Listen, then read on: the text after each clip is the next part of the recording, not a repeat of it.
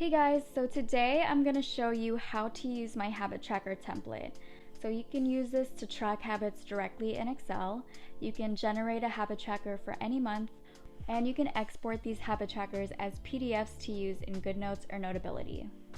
Unfortunately, right now, this product is only compatible with Microsoft Excel, and it's not going to work with Google Sheets, Numbers, or any other software.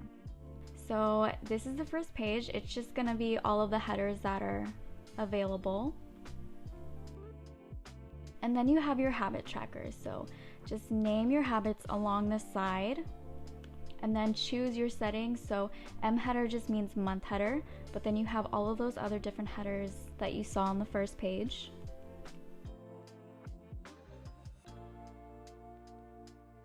Enter your month, enter your year. So if you change these, it's automatically going to update the dates for you. And you can enter any year that you want.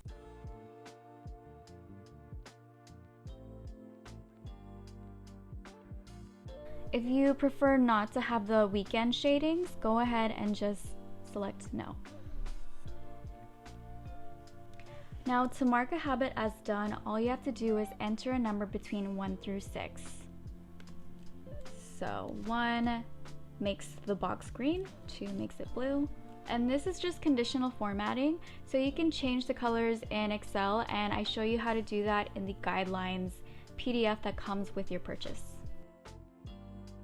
If you want to generate a new habit tracker for GoodNotes or Notability, you can do that using the plain habit tracker.